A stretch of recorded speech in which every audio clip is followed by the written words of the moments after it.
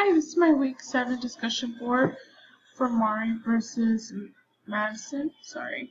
My name is Claudia Estrada and this is for Political 485 Constitutional Law 2.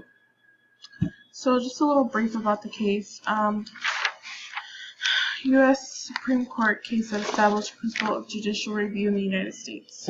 So basically, Marbury sued Madison because he felt that the decisions he was making were not they were violating the Constitution of the United States, and it was really not because he was making decisions that weren't really making sense. Like, they were making sense maybe to him and his opinion, but not to actually doing it without including his opinion, basically.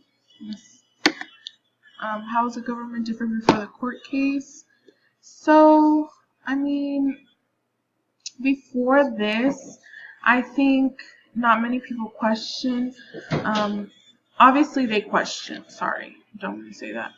But they never really said anything, and I felt like when this case was brought upon, it gave an opportunity to see, okay, he spoke up, like, he thought it was incorrect. He realized Marbury was doing it. Madison was doing it for the wrong reasons, and not being like fair to everyone and following the Constitution. He was just basically making up a law in a sense. So here's a little more information. So he sued him. The initial Judiciary Act started in 1789. There was a new one in 1801, 1802. So the 1802 pretty much went back to the 1789. And then this was like a unique case because it was the first time a congressional act was found unconstitutional. The case was established judicial review. So as I was reading about it, it is also, like, till this day, one of the biggest cases in the sense that it made a really, really big impact. So we'll continue. So how does it, I use this picture, but how does it impact our lives today? So it still impacts our lives till this day.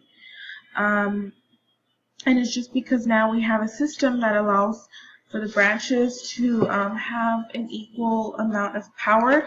It's not like, oh, okay, this one whole person has all the power, they get to just throw laws out there and that's it.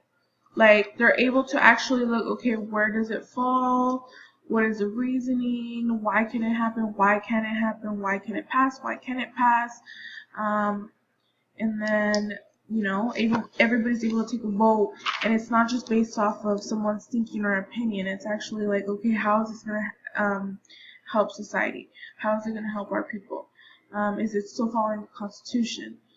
So stuff like that. And I feel like that's really good because obviously there's a reason it came upon to get to this point. Because how would it be if we had someone just, doing laws and laws and laws, and just because they feel like it and because that's how they feel, and there's no one actually backing up these laws, like looking at it, okay, giving a second thought and be like, why are they doing it?